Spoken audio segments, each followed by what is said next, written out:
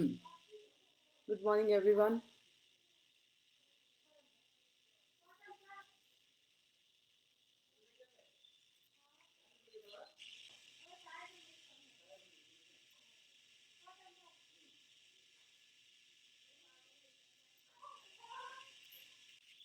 Good morning. Good morning, Chaitra.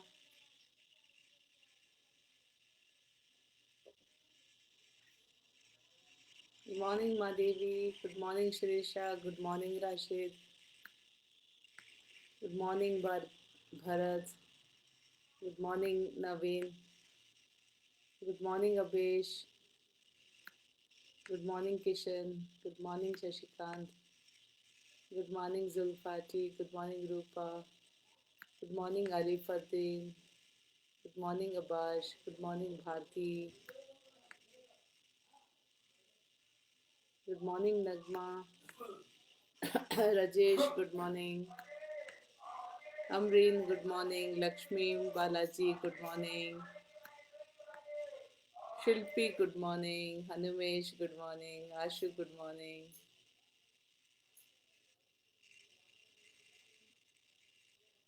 Good morning, Shilpi. Good morning, Amrita. Okay. Larma, good morning. Um, Asha, good morning. Class, you open the WTO PowerPoint first. Barsha, good morning. Barsha and Preksha were on my session, no? Did you like it, Barsha? You came for my gender sensitivity training workshop. Thank you. And many juniors also were there. Radhika, good morning. Shruti, good morning. Vicky, good morning. Roshan, good morning. Manjunath, happiest morning. You too have a great day. Okay, shall we start? Yeah, I just wanted to, Nasir, good morning. Just wanted to have breakfast and then start. I feel tired if I don't have breakfast. Good morning. Awesome, Ravi. You're more awesome than winsome, man. Thank you, Varsha. Thank you, Varsha. Teja, good morning. Lavanya, good morning. Riksha, good morning. Okay, shall we start? Today, I'm going to do about, my class will be about WTO, the World Trade Organization. So, am I clear, loud and clear? I think. Asha, good morning. Shall we start? Okay. The World WTO, the location is Geneva, Switzerland. It was established on 1st January 1995, and there was something called from 1986 to 1994 Uruguay round negotiations, meaning in a place called Uruguay, they had negotiations to convert GATT, General Agreement on Tariffs and Trade, which existed from 1945 to into the WTO. They thought that GATT was a little getting obsolete. Some laws, etc., had to be discussed. So between 1986 and 1994, there were a lot of 1994 there were a lot of discussions, and on the 1st of January was born the WTO. As of September 2018, there are 164 members, and these 164 countries together represent 98% of the world trade. It has a budget. WTO has a budget of 197 million Swiss francs for 2018. There are 630 secretariat staff. The head is Roberto Azevedo. Now, in my next slide, you will see that the main office is the General Council. Then you have General Council meeting as dispute settlement body. You have their meeting as Trade Policy Review Body. You have an appellate body from the General Council, meaning the people from the General Council, some of them will be in the dispute settlement panel. Some of them will be in a trade negotiation committee, like that. So you have Council for Trade in Goods, Council for Trade related aspects of intellectual property rights, Council for Trade in Services, etc. All right. There are committees on trade in financial services, working parties, committees on marketing access, agriculture, committees on trade and environment, trade and development.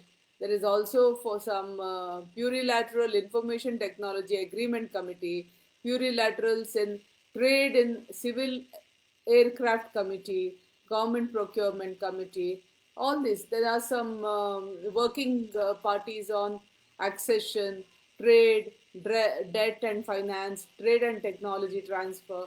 Also, there are some inactive committees like relationship between trade and investment, interaction between trade and competition policy, transparency in government procurement, etc. Now there is something called a ministerial conference where the ministers concerned with trade of different countries meet, and there was one in Doha, which is quite important. And so we have something called a Doha Development Agenda in on trade and negotiations, committees and its bodies, and also special sessions of services, trips, that is trade on intellectual property, trips. Okay, sorry, I just missed me. Dispute settlement body, agricultural committee. By and by, I will tell you. Okay, everything is there. Okay, so what are the functions of? Just now I told you what is the composition of WTO. There is a ministerial conference, and there is a general council, and you have ministerial conferences. General council is represented by members of different countries. As I told you, there are 164 countries, comprising the 164 countries make up of 98% of the world trade. Functions. What are the functions? WTO makes several trade agreements in consultation with all countries. It makes certain trade agreements. So who is to implement it? WTO. Okay, there is a forum in WTO for trade negotiations. There will be trade disputes between countries. So to handle trade disputes, you have a mechanism for trade disputes. Here, I want to tell you something about what happened in India. Okay, see, there is something. You know what are prawns? One second, one second. Yeah, Teja, Lavanya, Priksha, Asha, Wilson, Rose, Shekhar, Naveen, Nina, Deepika, Tejas. Good morning. Good morning, sir. Good morning, Debashish sir. Good morning. I hope you are safe too, sir. Okay. So here we are. Um, I'll tell you one example of when India needed to do, excuse me, dispute settlement. See, India exports a lot of prawns to the United States. This is 1990s story. So India exports a lot of prawns. Prawns are those small little shellfish that you get in the sea. So when you fish for prawns, excuse me, when you fish for prawns, unfortunately, a small sea turtles also get caught in the nets. And actually, when you get the prawns, Rakshita, good morning. When you get the prawns away from the sea, the prawns will die, but the turtles will be alive. Turtles are amphibians. So if you allow them to go, what are amphibians? They can live in the sea as well as on land. So if you allow the turtles to crawl back into the sea, they will live. But the turtles are caught in the nets. By the time they are released, it may be too late for them. So, I believe one such study made said that all over the world, I mean in Asian countries which do prawn farming, prawn fishing, about 1,65,000 turtles were dying every year. All right, Sunita, good morning. Rakshita, good morning. So 1,65,000 turtles. Deep Jyoti, yeah. Good morning, sir. Good morning. Thank you. Sir, you're from Assam, no? Yeah, Assam University. Thank you, sir. Debushish sir is from Burdwan University. Thank you, sir. Okay. So, I was going to tell you about prawns. In the prawn fishing, what happens is 1,65,000 turtles will be dead due to prawn fishing every year.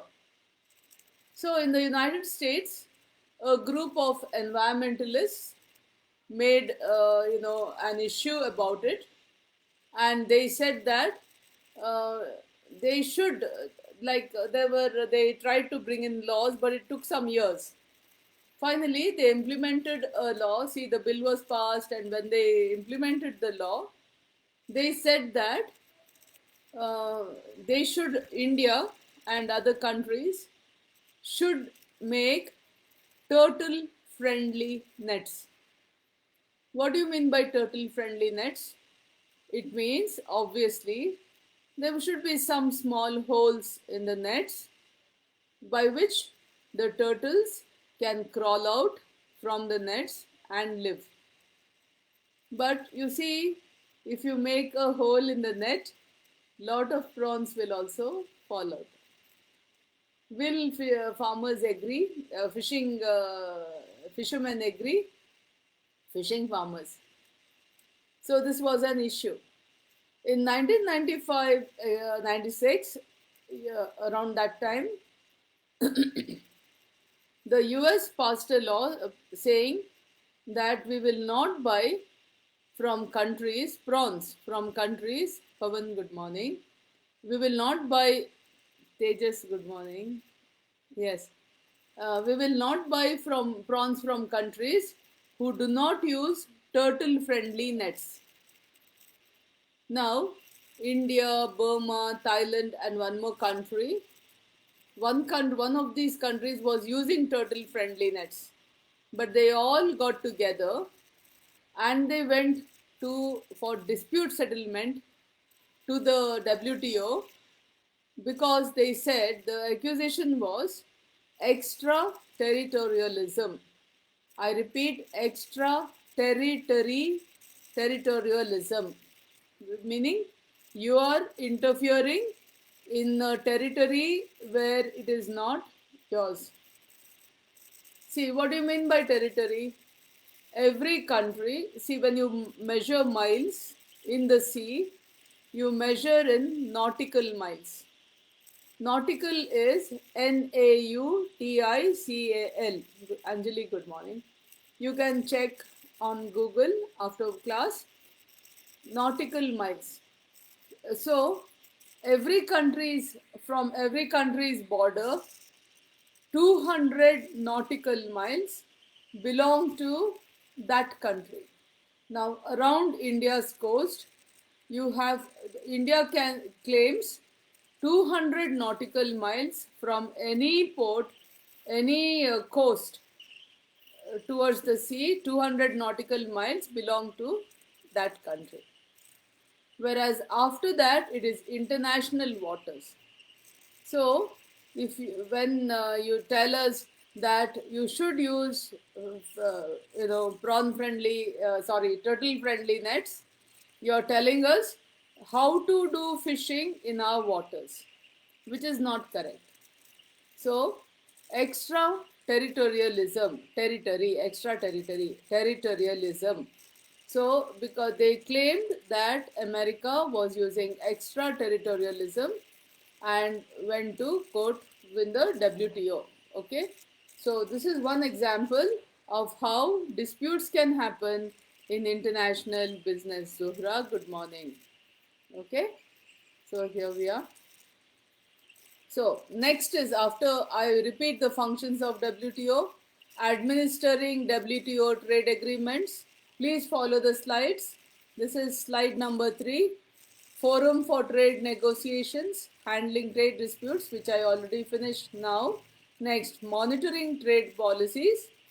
See, countries will agree, but they have to implement as well. In the ministerial meetings, a country may agree, I'm going to do this, etc. But they have to also implement it. So, monitoring is necessary by the WTO, and there it is. Then, WTO also gives technical assistance and training for developing economies. It also has cooperation with other international organizations. So as I told you, I repeat, the WTO came into being in January 1st, on January 1st, 1995. It is one of the youngest of the international organizations, which, the GATT, General Agreement on Tariffs and Trade, was established in 1947-ish, after the Second World War. So GATT is over 70 years old. So due to GATT, we have seen exceptional growth in world trade. I told you there was something called 1944, the Bretton Woods Agreement, wherein the World Bank was formed. So when you have a international financial body which can monitor your international currency, as well as when you have GATT for tariffs and trade, then it helps world economy. So there has been an exceptional growth in world trade.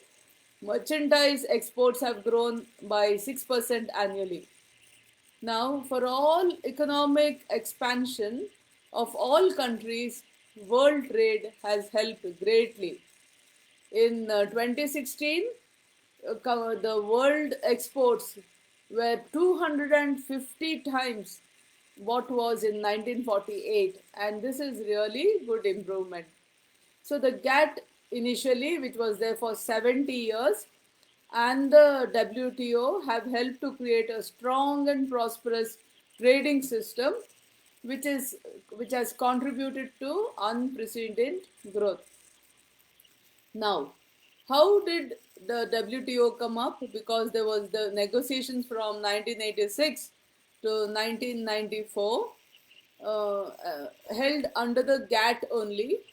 So the Uruguay round in 1994 created the WTO. In 1997, I think we will go ahead for the next slide. There are various things, developments taking place, which I will talk in my last slide. So we have, negotiations on telecommunications and information technology products, financial services, covering more than 95% of trade in banking, insurance, security. Then in the year 2000, agriculture and services in the Doha Development Agenda, in 2001, in the WTO ministerial conference in Doha. Doha is in Qatar, in November 2001. This is very famous because we currently have a politician called Dayanidhi Maran in Tamil Nadu. His father, Murasoli Maran, was the Minister for Trade who had attended this meeting in Doha. So this Doha Ministerial Conference is very famous for many things. Okay. So the new work program in Doha included negotiations and other work on non-agricultural tariffs, trade and environment. WTO rules on anti-dumping and subsidies. I explained to you what is dumping. Dumping means manufacturing in your country, selling to another country below the price. Trade facilitation, transparency in government procurement. Government procurement. Procurement means purchasing, intellectual property, and a range of issues raised by developing economies as difficulties they face in implementing WTO agreements. So all countries do not face the same difficulties. When WTO says please do this agreement and you are selling a product, then intellectual property rights comes into the picture.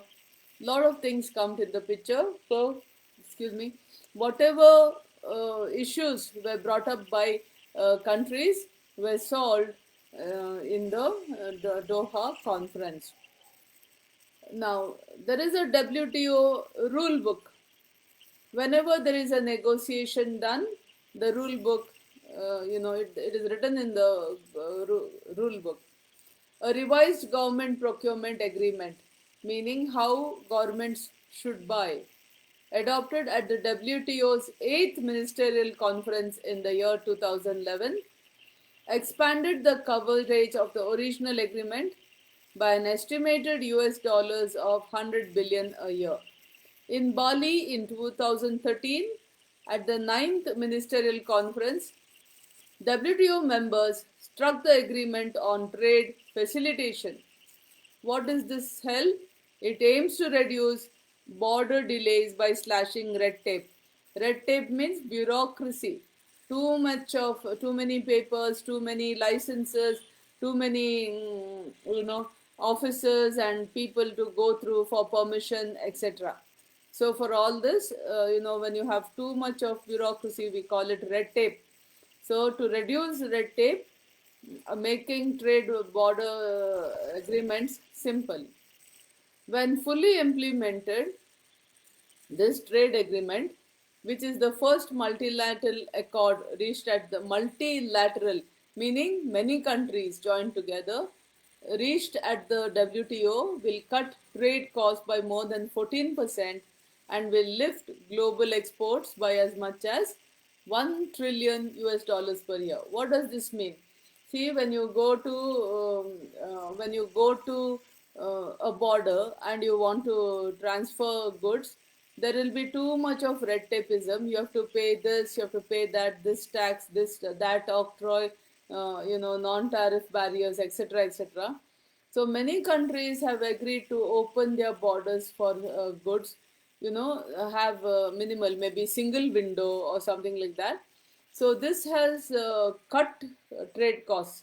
See the transit costs, waiting costs, then paying all these operational costs, administrative costs for for the whatever, for licensing, for permissions, for gate passes.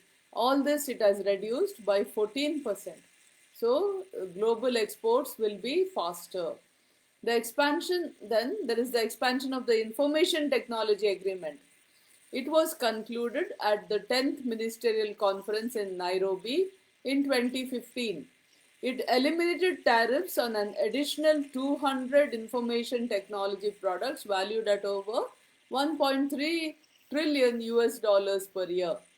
Now, out of this conference, that is the Nairobi conference, another outcome was a decision to abolish agricultural export subsidies, fulfilling one of the key targets of the UN Sustainable Development Goal on zero hunger.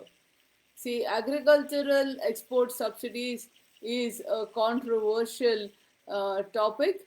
I have just sent you an article on how the World Bank has helped Indian agriculture, but we will talk about it when we come to that.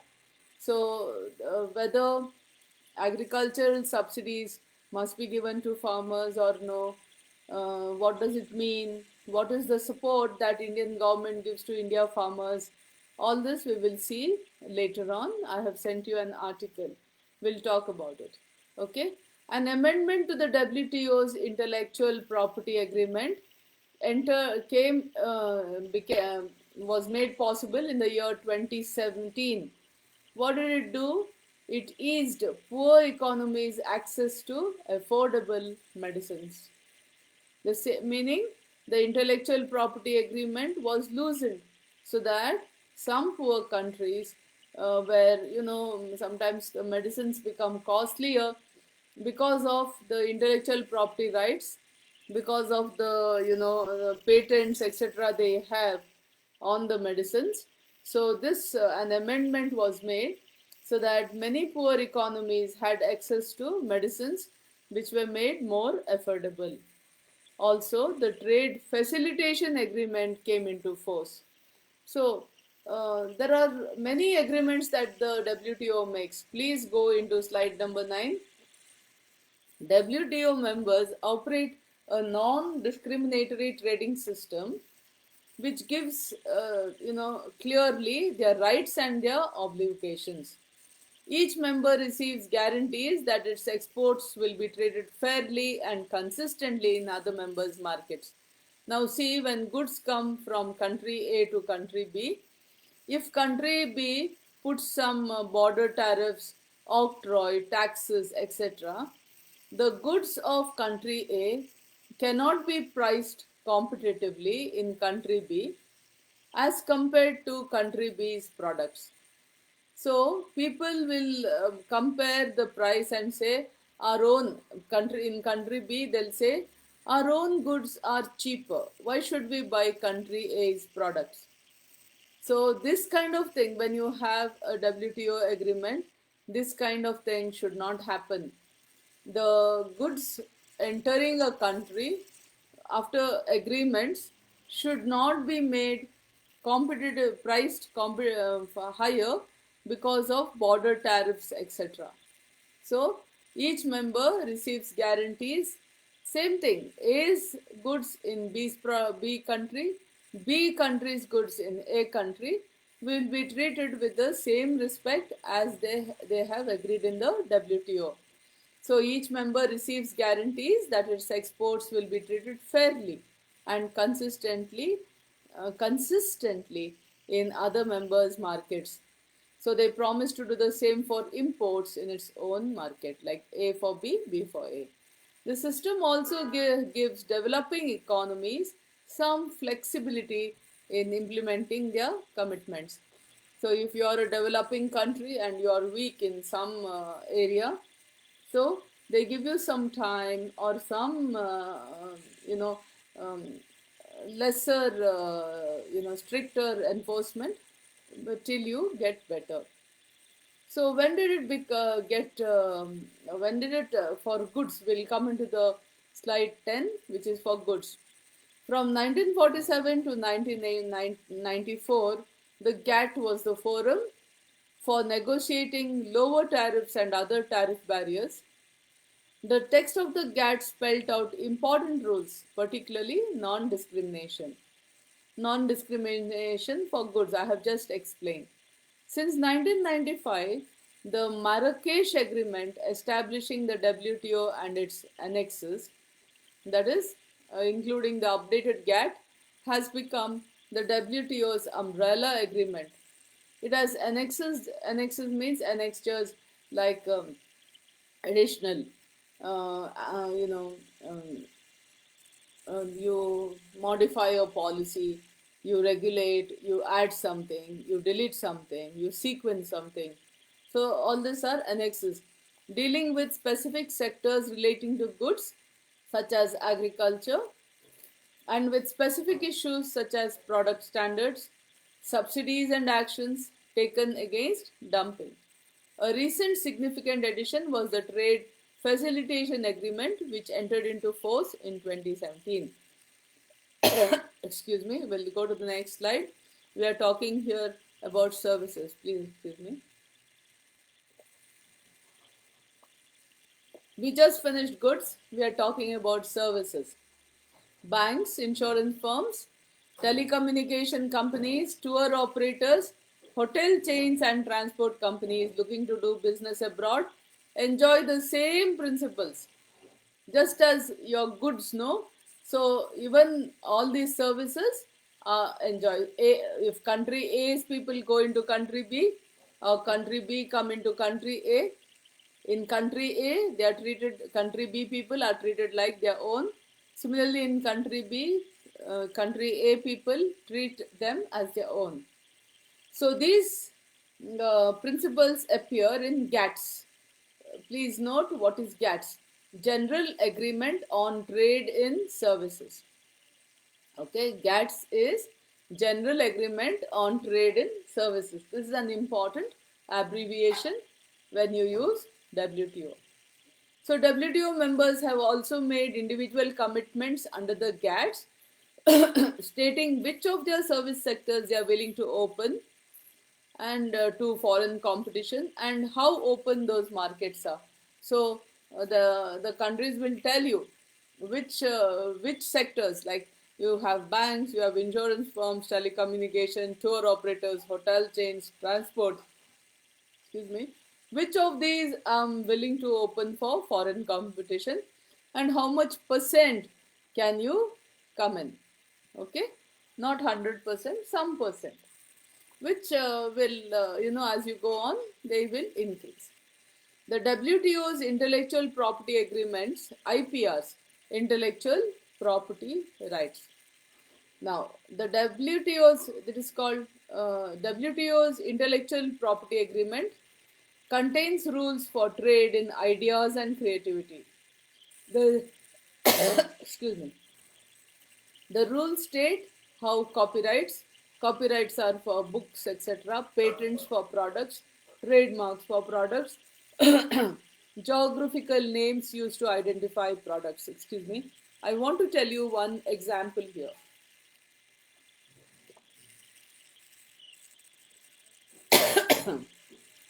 See, Hadia, yeah, Hadia, good morning. Farhan, good morning. Murtaza, good morning. Akarsh, good morning. Devika, good morning. Yashaswini, happiest morning, Yashaswini. Yeah, yeah. Okay. I want to tell you something about geographical names for products. Okay. See, in France, there are names like Burgundy and Champagne, etc. But France once France once made one, raised an issue that Australian winemakers, WINE, winemakers, were using champagne and etc. For their wines, which were, these names were actually of places in France. So this was one issue they created. So what happened is they went to the WTO court and they got relief. So this is one the same. See, we also have the issues of someone abroad trying to patent the name, neem and neem products. So India has gone to the court and India has said no Ayurvedic. A blanket decision has been made. No Ayurvedic product of India, anybody, a foreigner can, anybody other than Indians can patent. So Ayurvedic products, and there's a list of names that we use in Ayurveda, list of herbal products, and none of these, a blanket a decision has been given that none of these names, like even someone wanted to patent the word turmeric, so none of these names can be patented by anyone outside India. All right, Pavan, good morning. Okay, so let's come back. I was telling you geographical names used to identify products. Then we have industrial designs and undisclosed information such as trade secrets. That is, intellectual property should be protected when trade is involved. I told you already about, next slide is about dispute settlements. I already told you about dispute settlements. Okay, I gave you the example of extraterritorialism. So let's go ahead. Next slide is trade monitoring. The WTO's trade policy review mechanism is designed to improve transparency, to create a greater understanding of the trade policies adopted by WTO members and to assess the impact of these policies. Many members see the reviews as constructive feedback on their policies. See, whatever the policy is made, when you implement the policy, you will get some results. So there may be difficulties in implementing for yourself, difficulties in implementation for the other party. So these, whenever there is a review, the members who make the policy see it as constructive criticism for improvement. Now, so all WTO members must undergo periodic scrutiny, each review containing reports by the member concerned and the WTO Secretariat about your foreign policies. In addition, the WTO undertakes regular monitoring of global trade measures. Initially launched in the wake of the financial crisis of 2008, we talked about the financial crisis of 2008 in one of my previous classes. This global trade monitoring exercise has become a regular function of the WTO. With the aim of highlighting WTO members of both trade facilitating and trade restricting measures. So whatever policies you make for facilitating or restricting trade, then these measures are regularly monitored. Now, you may ask me, why should we restrict? Say, I told you about OPEC, Organization of Petrol Exporting Countries. It is a commodity cartel. Now, when we say commodity cartel, for us in our mind it becomes, oh, they control the price. Of course, they control the price, but they also control the supply. See, about OPEC, I told you, as a commodity cartel, it has controlled the supply of oil in the world. So, why does it need to control? It is for their own self interest. For example, if it gives unrestricted supply to say country A will take that unrestricted, unlimited supply. They will go into industrialization, and once the country is industrialized, they will start mining for their own oil. They may find own oil in their country, and then they will not need the oil from OPEC. So OPEC will have lost out on one country as a it will not be able to supply to that country. So if you do not supply, restrict or control the supply of a commodity or especially oil, then the importance of OPEC as oil producing countries will not be there anymore, as has happened with Russia. Russia has found a lot of oil, so Russia is no more demands oil from OPEC. So the importance of OPEC over the years has come down greatly, but still, it still works. All right. So this is the way. Next, building trade capacities in developing countries and providing technical assistance training.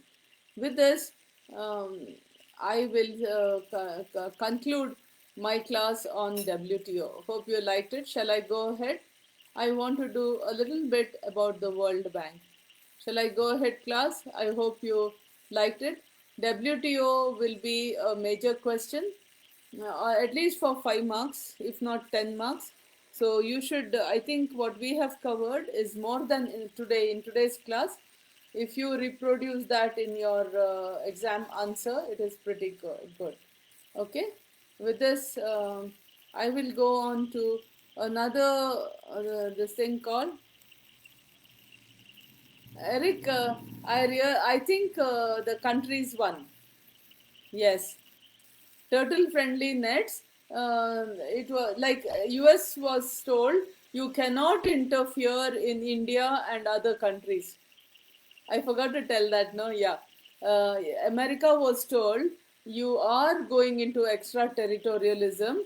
This is also one concept in international business, extraterritorialism. You cannot interfere in how other countries conduct their business. Okay, you cannot say let them do like this only. You want the prawns, you buy the prawns. When you say unless you use turtle friendly nets, you cannot, we will not buy the prawns from you, is wrong. All right, it was ruled in our favor, like India and four more or three more countries, I'm not really remembering. You can say, I know that Myanmar was there, Thailand was there. Yeah, three, four countries, total four countries, I think. You just Google that. Okay, so I will facilitate you, give you the ideas about the little details, no, like how many countries were there and all.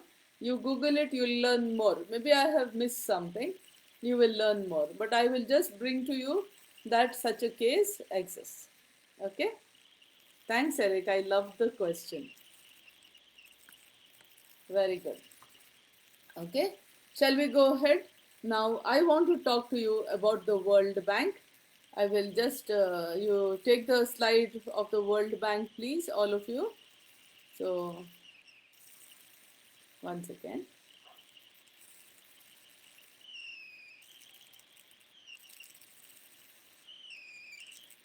Just hold on. Okay. Open the World Bank slides. Okay. I have here brought for you something that was updated in 2020. It is just 1 year old. The World Bank is an international organization that helps emerging market countries to reduce poverty. See, according to me, what I have read before is that during the Second World War, as I told you before also, when I told you about the situation of the gold standard, etc., after the First World War, in 1918, the First World War concluded. The things were so bad that there was absolutely no trade between countries. The League of Nations, which is the predecessor of the United Nations, was formed in 1920. But the League of Nations had very less teeth. Very less teeth means it couldn't bite, it couldn't enforce. So, what happened is, during foreign trade, countries did beggar thy neighbor policies. Imagine A, B, C, countries A, B, C, D, and E all are selling the same products. Say all of them are selling rice. So a country Z or country Y, okay, wants to buy rice. If a country A says a particular brand of rice, say basmati rice, I'm giving to you for 100 rupees. Country B will say, the same rice I'm giving you to for 98 rupees. So the attention of buy, because 2 rupees when you buy 1,000 kilos, it makes 1,000 or 10,000 kilos. It makes a difference. So country C will say 95 from me, and D will say 94, and E will say, though it has for production of for all five of them, the cost of production may be 92. D may be willing to sell for 94. E will say, I don't mind, though the production cost is 92, I'm selling for 90. Is it any benefit for any of these countries to sell at 90? From 100, the price that A gave, to the 90, the price that E gives, naturally, country Y will buy from country E. What is the profitability that anybody has? Country Y will buy naturally. Country Y already wanted to buy and it bought. But did country E get any benefit? It has sold below price. Now I'm saying 2 rupees, but imagine when you buy 10,000, 1 lakh kilos and all. Do you think it is profitable? for so much loss? Has country A, B, C, D made any sale at all? Country E has made sale, but is it profitable for it? So this is beggar thy neighbor policies.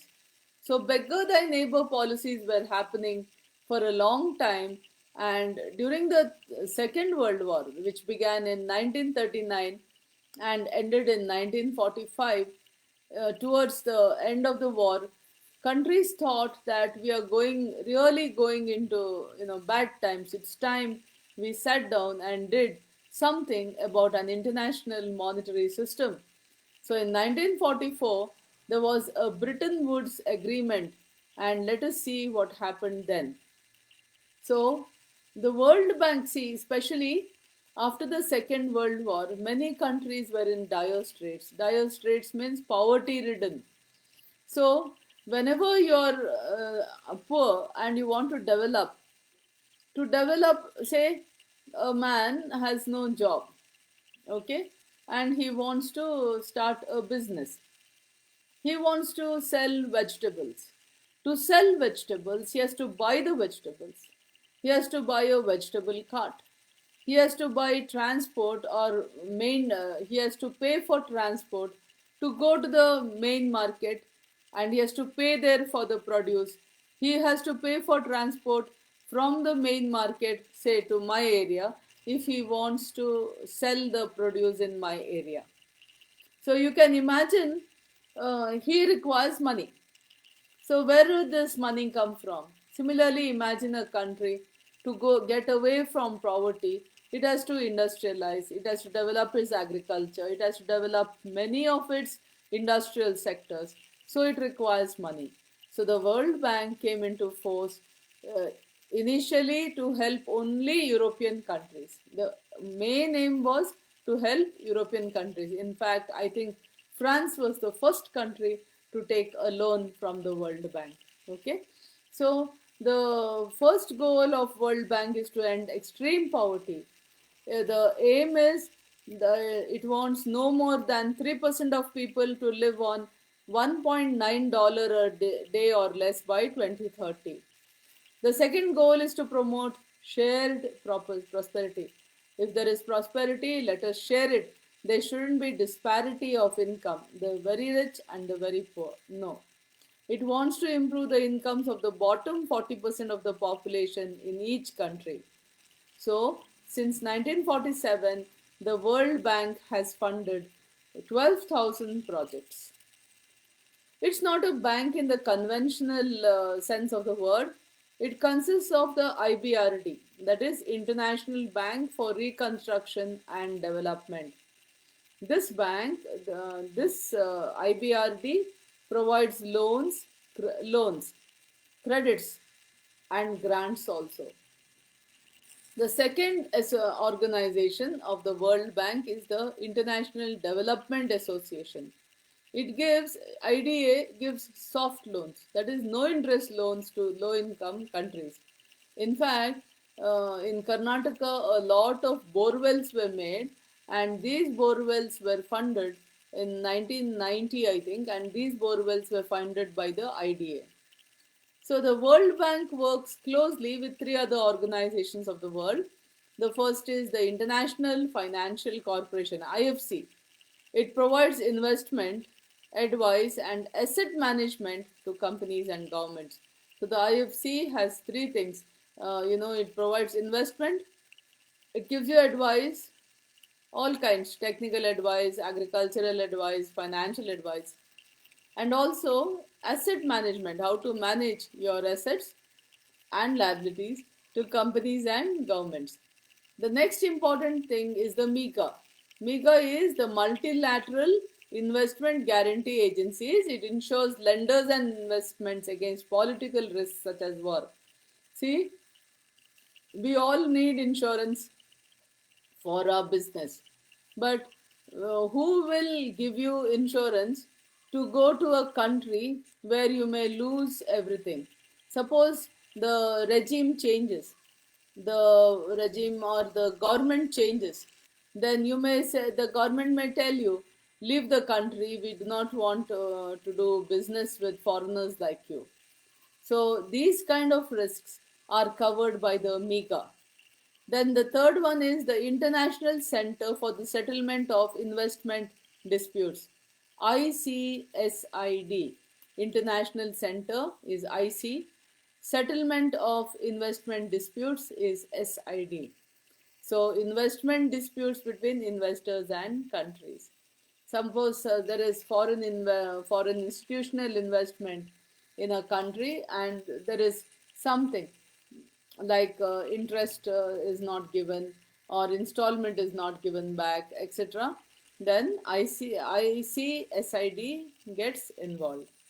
So the bank has 189 member countries. United States has a controlling voting interest. Why? See, World Bank works on a basis called quota system. So suppose India says I'm giving you 5 crores. So you get five voting rights. Okay, 5 quotas is yours. Therefore, and say another country says I'll give you 10. So 10 crores. So 10 voting rights belong to that country. The quota system. So the quota system gives you the voting rights. So you must have understood by now that the United Nations has the greatest contribution in the World Bank. So it has the highest number of voting rights. So it has the highest control in the World Bank. So, as I told you, World Bank provides low interest loans, interest free credits, and grants. It focuses on improving education, health, and infrastructure through the IDA, etc. It also uses funds to modernize a country's financial sector. You want to develop a banking system, a non-banking financial corporation system. You want to develop your capital market, and in any way World Bank will help. And also natural resources management. Natural resources, one of the natural resources we have is water. And I told you a lot of borewells were dug in Karnataka in the 1990s with help from the soft loan of the International Development Agency, IDA. Excuse me. As I told you, the bank's purpose is to see that the bridge between the rich and poor is not too big. That is, economic divide between poor and rich countries. It wants to bridge. So it's rich country resources into poor country growth. Okay, so it focuses on several areas: overcome poverty by spurring growth, help reconstruct countries emerging from war. When a country goes into war, there is no bigger, there is no bigger, you know, poverty maker than a war. Nobody gains by war, according to me. You know who gains by war? The people who make arms and ammunition. No one else gains from a war. There is no winner in a war, according to me. All you get all you get is commercial development for those who make products that are suitable to be used in a war. Okay, so excuse me. So you have this next slide here, slide 5. It gives a customized solution to help middle income countries remain out of poverty. It spurs government to prevent climate change. Excuse me. World Bank works with partners, any other agency, to bring an end to AIDS. AIDS is a terrible disease. It manages international financial crisis, SES. Okay, now crisis is not there. It is CRISES, and promotes open trade. It works with the Arab League on three goals. There's a Arab League on three goals: to promote education, build infrastructure, and provide microloans to small businesses. It shares its expertise with developing countries. The head of the World Bank. See, since what to say, since the United States has the highest voting rights, naturally, so far the World Bank president has always been someone whom the United States President nominates. So in 2019, David Malpass was the president of the World Bank, as nominated by President Donald Trump. Okay, so I think I have explained enough about World Bank. It come to slide number 9. It here, as I told you, the 1944 Bretton Woods Conference established the World Bank. Basically, its loans helped European countries rebuild after World War II. So it was the world's first multilateral. Multilateral means someone that helps many countries, not only one country. So multilateral development bank. It was funded through the sale of bonds. Its first loans were to France and other European countries.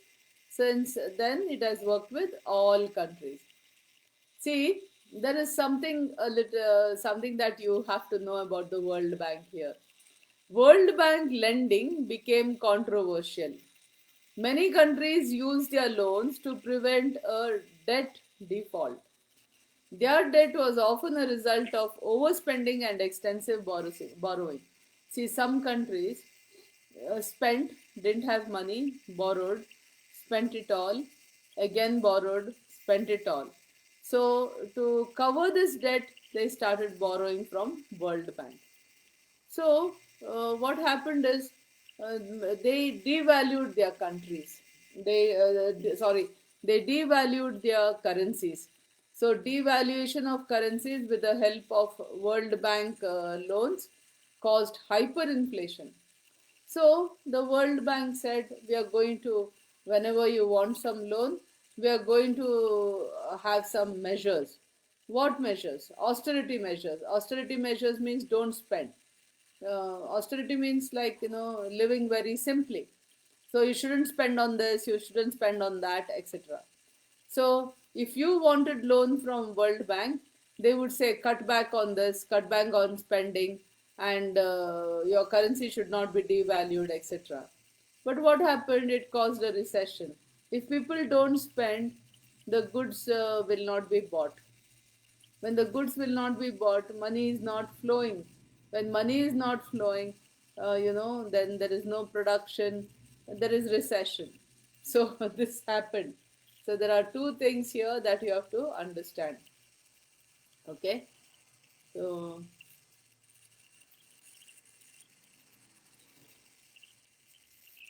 okay. So Malikarjun, Anjali, good morning. Okay. Okay, so I have explained to you today about the WTO and the World Bank. I think this is enough. I have given you a lot of material in my slides. You can read the slides and understand.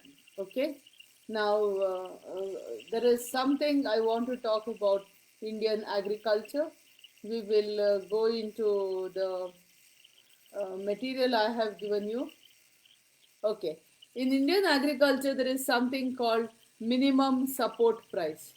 What is minimum support price? It is a subsidy of the government. How is it a subsidy? If you see here, you will understand. With domestic, it's a domestic support measure for farmers.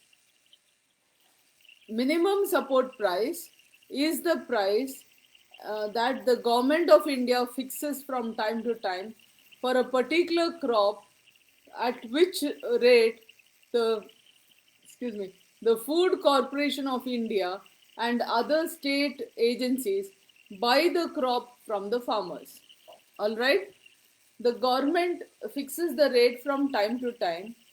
It ensures that the Food Corporation of India, which is a government agency, and other state managed agencies will buy the crop from the farmers at the minimum support price. Is that clear?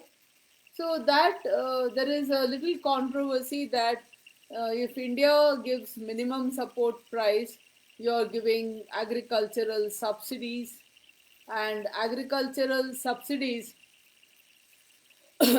are are one of the things that the World Bank wants to abolish, sorry, WTO wants to abolish,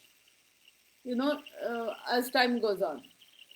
It is okay for a country like the United States to abolish agricultural subsidies.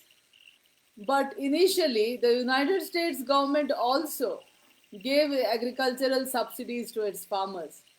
Because it gives agricultural subsidies, American farmers flourished. So it is not right for WTO to tell India to cut down these agricultural subsidies is what the Indians feel. This is a little controversial, and discussions are going on. India has stood firm that its farmers require the subsidies, as is evident for every Indian. So, these are some controversies that India has with the WTO. Okay, I have given you a whole article on how Indian farming, what it requires. Please read, it is very interesting. I cannot discuss that article here because it is beyond my purview. It is not part of Indian, international business. But what is the controversy? Why do farmers in our country require the subsidy? Is it correct? Is there? Yeah, of course. See, every country without giving subsidies to the farmers has not developed. Farmers in their country have developed because of the subsidy. It is such that our country has not become a developed nation. Our country farmers need subsidy for sustaining themselves at this current point of time. We all know that. So, what is the situation of agriculture in our country? Where they require the support, where they lack, and what is the government doing? What is the minimum support price, MSP? Okay, the MSP, by which government is helping the farmers, is all there in that article. I would like you to read it. Now, I think um, since Khan sir may be taking international marketing after my class, because after my class you will not have any class. I think we have had a rigorous class. I have explained to you two concepts.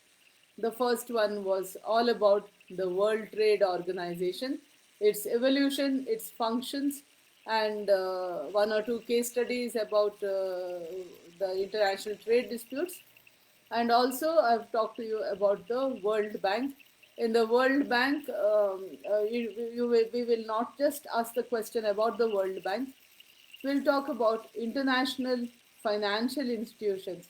If I ask you a question, what are the international financial institutions which support international trade? Then you have to talk about the World Bank, the IDA, the IBRD, the MEGA, ICSID, all of them. Okay, a little bit about all of them. So that may come for 5 marks or 10 marks. So you have to do. At the end of the World Bank slides, you have some specific things that the World Bank does. Please take that into your answer. It will help you.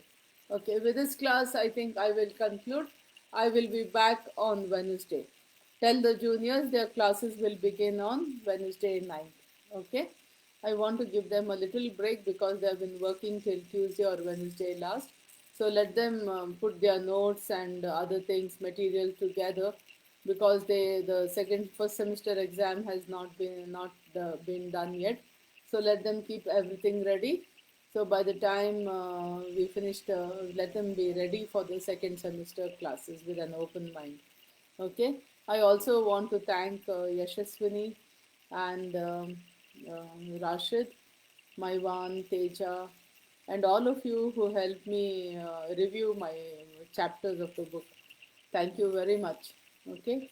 Also, some of you, see, please, I want the attendance statement today. Yeah. Kindly, I think Vidya ma'am must have told you, kindly make the attendance statement so that I can give the update of the attendance to the seniors. Okay? All the best. Keep smiling. Stay safe.